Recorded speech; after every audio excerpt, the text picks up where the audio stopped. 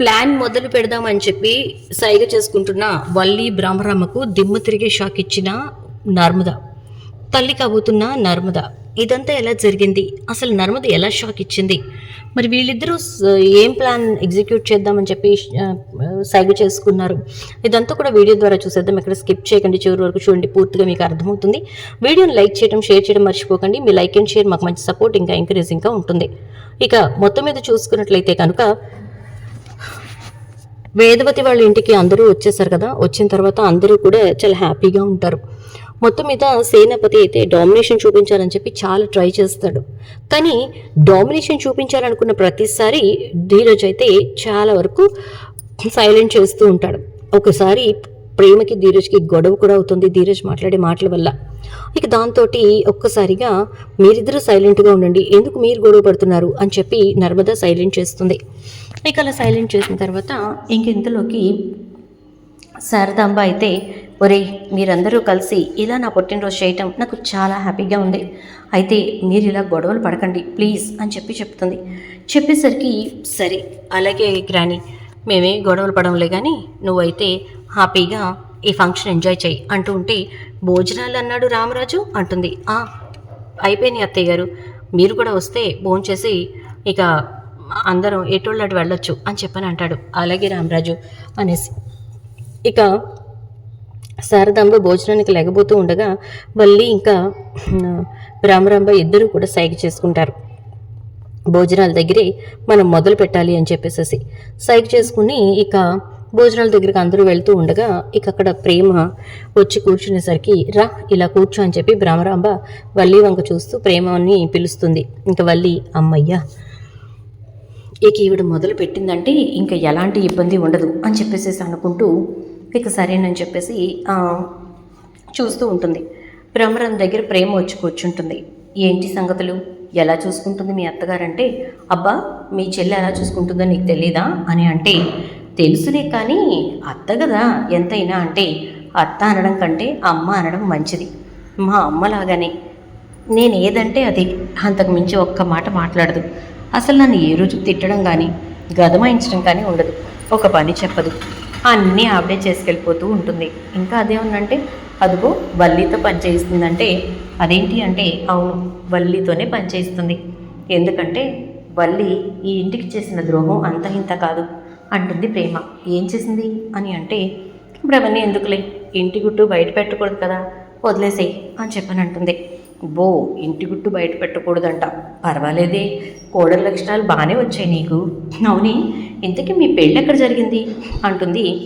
ఇక భ్రమరాంబ ఇదేంటి సడన్గా ఇలా అడుగుతుంది అని చెప్పేసి, మోపిదేవిలో జరిగింది అంటుంది. అవునా, ఎవరెవరు వచ్చారు మీ పెళ్ళికి అంటే, ఎవరు వస్తారు అత్త నర్మద, అదే ఎవరు రాలేదు, ఎవరు ఎందుకు వస్తారు, నేను ధీరజ్ వెళ్ళి పెళ్లి చేసుకున్నాం అంటుంది. ధీరజ్తో తాళి కట్టించుకోవటానికి నీకేమీ ఇబ్బంది అనిపించలేదా అంటుంది. ఎందుకు ఇబ్బంది, వాడిని ప్రేమించే కదా నేను పెళ్లి చేసుకున్నాను అంటుంది. ఓ ప్రేమించే చేసుకున్నావా, వెరీ గుడ్ వెరీ గుడ్, అయితే ఖచ్చితంగా నువ్వు ప్రేమించే పెళ్లి చేసుకున్నావు ధీరజ్ని అంటుంది. అవును ప్రేమించే పెళ్లి చేసుకున్నాను అంటుంది.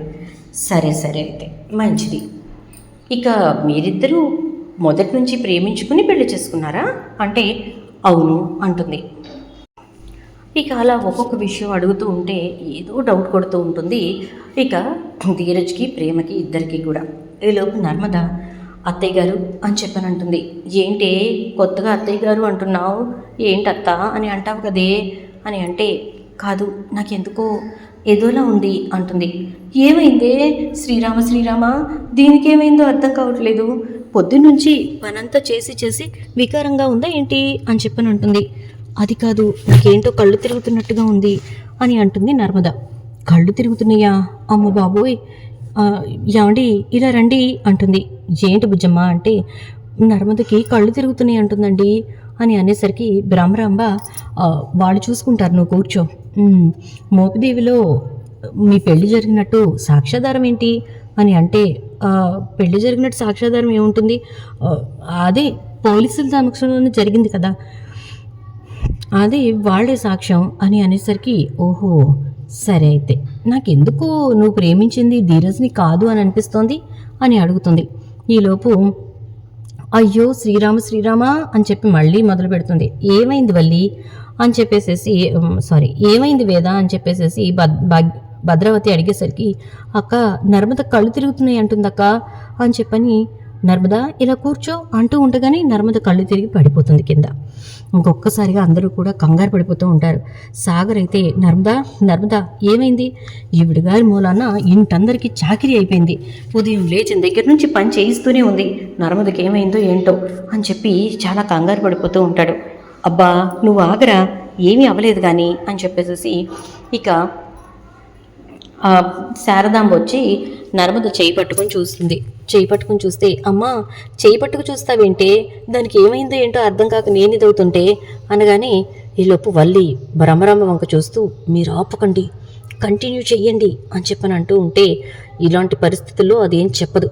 చూడు పరిగెత్తుకుంటూ వెళ్ళి నర్మద దగ్గర కూర్చుంది అంటుంది. అనేసరికి ఇక ఈలోపు నర్మద నిదానంగా కళ్ళు తెరుస్తుంది. ఇక వెంటనే శారదాంబ ఏమీ మనవరాలా ఏంటి విశేషం మీద విశేషం, నాకు ఈ ఇంటికి రావడమే సంబరంగా ఉంటే నువ్వు మరో శుభవార్త చెప్తున్నావు అనమాట. ఎన్నో నెల అంటుంది. 3వ నెల అని చెప్పి చెప్తుంది. అబ్బా పర్వాలేదే, తెలివితేటలు బాగానే ఉన్నాయి.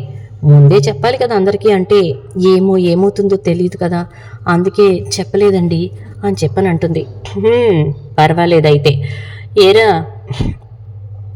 మొత్తానికి ఈ ఇంట్లో అడుగు పెట్టడం నా ముని మనవడు కూడా నా చేతికి రాబోతున్నాడు అని చెప్పని శారదమ్మ అంటుంటే బ్రహ్మరాంబ అయితే ఒక్కసారిగా షాక్ అయిపోతుంది.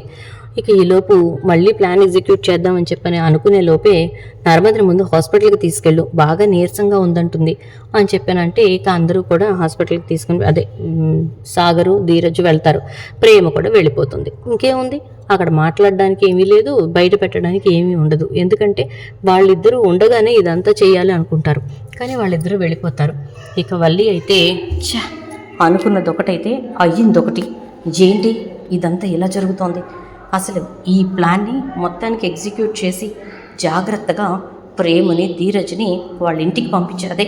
ప్రేమని వాళ్ళ ఇంటికి పంపించేయాలి. ధీరజ్ని మామయ్య గారి దృష్టిలో చెడు చేయాలనుకుంటే అటు తిప్పి ఇటు తిప్పి ఈ కథ అంతా ఎటో పోయేటట్టుంది చచ్చా అనుకుంటూ ఉండేసరికి ఈలోపు హాస్పిటల్ నుంచి సాగర్ వాళ్ళు ఫోన్ చేస్తారు.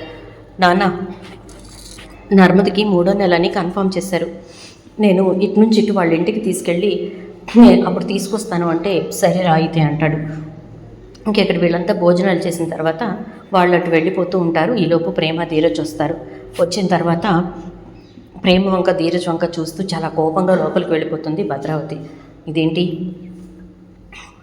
మా పెద్దమ్మ మన వంక సీరియస్గా చూస్తుంది, శుభ్రంగా జరిగిపోయింది అంత బాగుంది అని చెప్పి అనుకోకుండా అంటే నాకెందుకో వీళ్ళు ఏదో ప్లాన్తో వచ్చారనిపిస్తోంది అంటుంది. ఎందుకు అనిపించిందంటే ఏం లేదు, నన్ను మన పెళ్లి గురించి అడిగింది, ఎవరెవరు పెళ్లికి వచ్చారంది, ధీరజ్ని ఇష్టంగానే పెళ్లి చేసుకున్నావా అని అడిగింది. అంటే సరే అయితే ఉండు అని చెప్పేసి ఇక ఆ రిసెప్షన్ అమ్మాయికి ఫోన్ చేస్తాడు. చేసేసరికి ఆ అమ్మాయి ఫోన్ లిఫ్ట్ చేస్తుంది. చెప్పండి. హలో ఎవరు అని అంటే నేనండి ధీరజ్ని, ఆ రోజు మీ హోటల్లో పెళ్లి చేసుకున్నాం కదా అంటే చెప్పండి అంటే మీకు ఎవరైనా వచ్చి డబ్బిచ్చి మా పెళ్లి తాలూకు విషయాల గురించి అడిగారా అంటే అది సార్ అంటూ ఉంటే నిజం చెప్పండి, లేదంటే నేను మీ మేనేజర్కి కంప్లైంట్ చేస్తానంటే సార్ ప్లీజ్ సార్ కంప్లైంట్ చేయకండి, అడిగారు సార్, అలాగే మీ పెళ్లి తాలూకు ఫుటేజ్ కూడా తీసుకున్నారు సార్ అనగానే అంటే ఎవరు డబ్బిస్తే వాళ్ళకి ఇతరుల డీటెయిల్స్ ఇచ్చేస్తారనమాట మీరు అని అంటూ ఉంటే సార్ ప్లీజ్ సార్ దయచేసి అలా అనకండి అని చెప్పేసేసి అంటుంది. అనేసరికి ఇక వెంటనే ధీరజ్ అయితే మొత్తం విషయం తెలుసుకున్నారు. ఎవరొచ్చారు అని అంటే ఎవరో ఒక 50 సంవత్సరాల ఆవిడ, ఇంకా 55 సంవత్సరాలు పెద్ద ఆయన, ఇద్దరు వచ్చారు సార్ అంటే ఫొటోస్ చూపిస్తే గుర్తుపట్టుతారా అని అంటే గుర్తుపడతాం సార్ అని చెప్పి అనగానే వెంటనే ఇక ధీరజ్ అయితే తన ఫోన్లో ఉన్న భాగ్యం ఆనందరావు ఫోటోల్ని పంపిస్తాడు. వీళ్ళే సార్, వీళ్ళే వచ్చారు, డబ్బులు ఇచ్చారు, వివరాలన్నీ అడిగి తెలుసుకున్నారు అనగానే ఓకే డన్ అనేసి వీళ్ళు వెళ్ళి వివరాలు తెలుసుకొని వీడియో ఫుటేజీలు తీసుకొని జాగ్రత్తగా వచ్చి మరి మా పెద్దమ్మకి ఎందుకు ఇచ్చినట్టు, అదే మీ అత్తకి ఎందుకు ఇచ్చినట్టు, వీళ్ళు ఇచ్చారా వల్లి వేసింద ప్లాన్ అంటూ ఉంటే చూద్దాం, మనం గమనిస్తే ఖచ్చితంగా మన ఇంట్లో వివరం తెలుస్తుంది అంటుంది ప్రేమ. వెంటనే ఇక వల్లి వాళ్ళ రూమ్ దగ్గరికి వెళ్ళేసరికి ఇక వల్లి ఫోన్ మాట్లాడుతూ ఉంటుంది.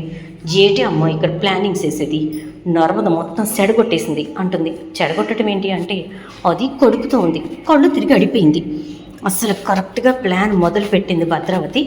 ఈలోపే ఇది కళ్ళు తిరిగి అడిపోవడంతో ప్రేమ ధీరజ్ ఇద్దరు కూడా దాంతోపాటు ఆసుపత్రికి పోయారు. ఇంకేముంది ఇక్కడ నేను బయట పెట్టడానికి, ఆవిడ మాట్లాడినా ఇక్కడ వీళ్ళిద్దరూ ఉంటేనే కదా కథ ముందుకు నడుస్తుంది. వీళ్ళిద్దరూ లేకుండా వెళ్ళిపోయారు. ఏం చేయాలో అర్థం కాక సైలెంట్గా కూర్చున్నాం అని చెప్పని అంటుంది. మళ్ళీ ఇట్లాంటి సందర్భం రాదు కదే, శుభ్రంగా పనిలో పని అవజేసేయాల్సిందే. వాళ్ళు లేకపోతే ఏమైంది అంటే వాళ్ళు ఉంటేనే ఆ ప్లాన్ పర్ఫెక్ట్గా ఎగ్జిక్యూట్ అయ్యి ప్రేమని ఆమెతో పాటు ఎట్టుకుపోదాం అనుకుంది. కానీ ఇక్కడ చూసావా ఏమైందో, నర్మదతోటి వీళ్ళు వెళ్ళిపోవటం వల్ల భద్రావతి ఉత్తు చేతులు ఊపుకుంటూ వెళ్ళాల్సి వచ్చింది. నేను ఇంత కష్టపడి వాళ్ళందరూ బొబ్బున్నప్పుడు అవతల ఇంటికి వెళ్ళి ఆవిడకి ఆ వీడియో చూపించి వచ్చి ఇటు నుంచి మిమ్మల్ని అక్కడికి పంపించి రైస్ మిల్లో 3 లక్షలు కొట్టేసి అక్కడ పోలీసుల్లాగా యాక్టింగ్ చేయించినోడికి 2 లక్షలు కట్టి ఇక్కడ దీని దగ్గర వీడియోలు తీసుకున్నందుకు 30,000 ఇచ్చి ఇన్ని చేసి ఉపయోగం లేకుండా పోయింది కదే అని అనేసరికి, సరేలే ఈ గుట్టంతా మన చేతిలో ఉంది కదా, మళ్ళీ ఏదో ఒక రోజు కావాలని చెప్పి ఎలాంటి సందర్భం క్రియేట్ చేసుకుని ఏమని వెళ్ళమని చెప్దాం అని అంటే, నాకెందుకో వాళ్ళకి తెలిసిపోయిందేమో, అనుమానం వచ్చిందేమో అనిపిస్తుందే అమ్మ అని అంటే, అనిపించటమేంటే అమ్మా మాకు తెలిసిపోయింది అంటూ ధీరజ్ ఇంకా ప్రేమ ఇద్దరు కూడా లోపలికి వస్తారు. ఒక్కసారిగా షాక్ అయిపోతుంది వల్లి. అబ్బబ్బబ్బబ్బబ్బా ఏం నటిస్తున్నావు, పోనీలే కదా అని చెప్పేసేసి నిన్ను మేము ఇది చేస్తే చివరాఖరికి నువ్వు మా కాపురానికి ఎసరు పెట్టావన్నమాట. నువ్వు చేసిన తప్పులకి నీ మొగుడు నిన్ను దూరంగా ఉంచితే మేమేదో చేసినట్టు మా మీద పడి ఏడుస్తున్నావెందుకు అని చెప్పేసేసి అనేసరికి ఇక ఒక్కసారిగా వల్లి ఏం చేయాలో ఏం మాట్లాడాలో అర్థం కాక అలా చూస్తూ ఉండిపోతుంది. చెప్పు, నువ్వు ఇదంతా ఎందుకు చేసావు? నీ కాపురం మొక్కలైనందుకే కదా, నా కాపురం కూడా మొక్కలవ్వాలనే కదా చేసింది. సో నువ్వు ఖచ్చితంగా కోరుకున్నట్టుగా నీ కాపురం చెక్క మొక్కలైపోతుంది, ఓకేనా? పూర్తిగా నిన్ను ఇంటి నుంచి మా అన్నయ్య బయటకు గెంటేస్తాడు. ఇప్పుడు ఈ విషయం చెప్పానంటే కన్ఫామ్గా నీకు మా నాన్నకి చెప్పి మరీ డైవర్స్ ఇప్పిస్తాడు. ఎందుకంటే మా పెళ్ళి ఎలా జరిగినా ఈరోజు మేము సంతోషంగా ఉన్నాం, అలాగే మేము చాలా చాలా హ్యాపీగా ఉన్నాం. ఆ రోజున జరిగిన పరిస్థితి గురించి నువ్వు మా నాన్నకి చెప్పినా మా నాన్న ఒకటే అంటాడు, పోనీలేరా ఆడపిల్ల జీవితం నాశనం కాకుండా కాపాడావు, ఒక ప్రాణం పోకుండా కాపాడావు, ఈ మాటలే అంటాడు తప్ప ఏమీ మాట్లాడు. అర్థమైందా వల్లి? ఇప్పుడు నిన్ను వదిన అని పిలవాలంటే కూడా అసహ్యం కలుగుతోంది. నీలాంటి దానికి క్షమాభిక్ష పెట్టడం కూడా తప్పే అంటూ ఉంటే ధీరజ్ అది కాదు ధీరజ్ అంటూ ఇక భరతనాడుతూ ఉంటుంది. ఈలోపు అటునుంచి చందు ఏం జరిగిందిరా అని అంటే అది అన్నయ్య అంటూ ఉంటే, వద్దు ధీరజ్ ప్లీజ్ అంటూ ఉంటుంది. ఏం లేదన్నయ్య, మా కాపురం మీద కొన్ని దుష్ట కళ్ళు పడ్డాయి. ఆ కళ్ళు మమ్మల్ని చూడటంతో పాటు మమ్మల్ని ఫాలో అవుతున్నాయి.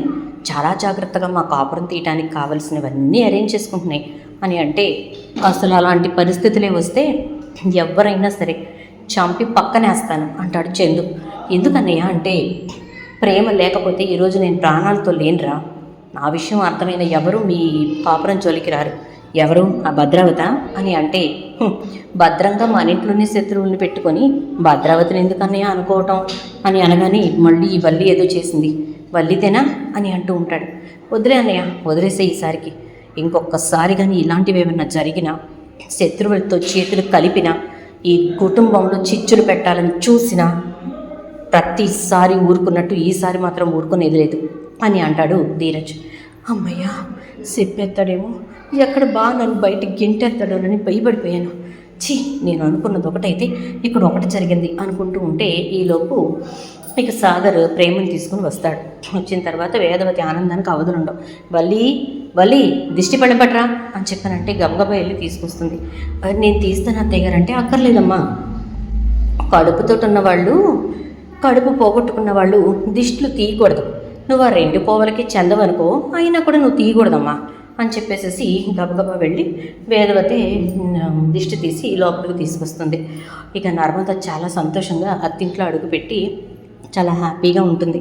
రామరాజు అయితే నాకు మనవడు రాబోతున్నాడు, దేవుడి దయ వల్ల ఈసారి మాత్రం ఎట్టి పరిస్థితుల్లోనూ మిస్ కాకుండా భగవంతుడు మమ్మల్ని సంతోషంగా చూస్తే చాలు, అంతకు మించి నేనేం కోరుకోవట్లేదు. అమ్మ నర్మదా సెలవు పెట్టమ్మా వీలైతే అని అంటే, అలాగే మావయ్య గారు ఒక్క 4 నెలల పాటు వెళతాను, కరెక్ట్గా 6వ నెల వెళ్ళిపోయిందనగా నేను వెళ్తాను అని అంటుంది. సరేనమ్మా నేను సెలవు పెట్టేసేయి అని చెప్తాడు. అలాగే అంటే సాగర్ అయితే చాలా సంతోషంగా నర్మదని ఇంకా జాగ్రత్తగా చూసుకోవాలనుకుంటాడు. ఈలోపు వస్తాడు ప్రసాదరావు. వచ్చి నా కూతుర్ని నీ ఇంట్లో ఇంకా పని మనుషులా చూడకండి, ఎందుకంటే ఆ పనులు ఈ పనులు చేసి నా కూతురు అలసిపోతుంది అని మాట్లాడుతూ ఉంటే, చూడండి బావగారు అయిపోయింది ఏదో అయిపోయింది, మనకి శత్రుత్వం కాదు కావాల్సింది బంధుత్వం. రాబోయే మనవడు మన 2 కుటుంబాలని కలపాలి కానీ విడతీయకూడదు. వాడికి ఏది కావాలో అదే చేస్తాం, ఎంత జాగ్రత్తగా చూసుకోవాలో అంత జాగ్రత్తగా చూసుకుంటాం అని అంటే, ఎలా చూసుకుంటారు, ఇక్కడ చూసుకోవడం వీలు పడుతుందా ఏంటి అని చెప్పేసేసి అనేసరికి, ఎందుకు వీలు పడదు అని చెప్పని అంటాడు. ఆల్రెడీ ఒక ఆవిడికి కడుపు పోయింది కదా ఇక్కడ అని అనగానే ఒక్కసారిగా రామరాజు అయితే ఇక బావగారు ప్రతిసారి అలాగే జరుగుతుందని చెప్పేసి ఎందుకు అనుకుంటారు అని అనేసరికి, జరిగి తీరుతుంది అని చెప్పేసేసి అంటాడు. జరగదు అని నేను మాటిస్తున్నాను. నర్మద ప్రెగ్నెన్సీ వచ్చిన ఈ రోజు నుంచి, అదే కన్ఫర్మ్ అయిన ఈ రోజు నుంచి తన బిడ్డను కనే వరకు జాగ్రత్తగా చూసుకునే బాధ్యత మాది అని అంటే, లేదు నేను మా ఇంటికి తీసుకెళ్తానని మొదలెడతాడు. మంచి ఆలోచన మామయ్య గారు, తీసుకెళ్ళండి. ఇక్కడ ఇంతమంది మధ్యలో నర్మద ఎటు నుంచి ఎటు తిరిగి ఎటు పడిపోతుందో అంటే, ఆపు సాగర్ ఏం మాట్లాడుతున్నావు నువ్వు, ఎలాగో కాన్పుకి వెళ్తాను కదా అని అంటే, అప్పుడు సంగతి తర్వాత అంటే, కాన్పు కూడా నేనేం పంపించను, ఇక్కడే కాన్పు చేసుకుంటాను, నా 3 కోడళ్ళు ఇక్కడే కనాలి, ఈ ఇంట్లోనే పురుళ్ళు పోసుకోవాలి, పురిటి మంచాలు ఇక్కడే వేయాలి అని చెప్పని అంటూ ఉండేసరికి ఇక వెంటనే రామరాజు అయితే, చాలా మంచి ఆలోచన బుజ్జమ్మ నీకు అని అంటాడు. దాంతో ఇక చాలా హ్యాపీగా వేదవతి, సరేనండి ముందైతే నర్మదకి సీమంతం చేయాలి అంటే ఇక సీమంతానికి సంబంధించిన ఏర్పాట్లు చేస్తారు. నర్మదకి సీమంతం చేస్తారు. ఇక వల్లి అయితే ఆ సీమంతం వేడుకలోనైనా ప్రేమ ధీరజ్ గురించి బయటపెడదాం అనుకుంటుంది. కానీ భ్రమరాంబ చందు ఇంకా ధీరజ్ ప్రేమలు మాట్లాడిన మాటలు గుర్తుకొచ్చి భ్రమరాంబతోటి, దయచేసి ఈ ఫంక్షన్లో మాత్రం ఆ విషయాలు మాట్లాడకండి, ఎందుకంటే మీరు మాట్లాడితే పూర్తిగా నాకు కాపురం పోతుంది, ఆల్రెడీ మా ఆయనకు అనుమానం వచ్చేసింది అంటుంది. నువ్వు ఒప్పందించడం వరకే నీ పని, ఏం చేయాలో ఏంటో నాకు తెలుసు అంటుంది. ఎక్కడ భ్రమరాంబ ఈ విషయం బయట పెడుతుందనే టెన్షన్ తోటి వల్లి అయితే కంగారు పడిపోతూ ఉంటుంది. ఇక వల్లి కంగారు చూసినటువంటి చందు, మళ్ళీ ఏం చేసి వచ్చావు అని చెప్పని అడుగుతాడు. అది కాదు బా మరి అంటూ ఉంటే, చూడు నాతో మాట్లాడే ప్రయత్నం చేయకు, కానీ నువ్వు మాత్రం ఏదో టెన్షన్ పడుతున్నావు అని అర్థమవుతుంది, మళ్ళీ ఈసారి ఏదన్నా చేసావంటే అంతే నీ సంగతి, జాగ్రత్త, మళ్ళీ గుమ్మలో అడుగు పెట్టేది ఉండదు అని చెప్తాడు. చూద్దాం ఏం జరుగుతుందో. వీడియోని ఇస్తే లైక్ చేసి షేర్ చేయండి, ఛానల్ సబ్స్క్రైబ్ చేసి పక్కనే బెల్ ఐకాన్లో ఆల్ ట్యాప్ చేయండి.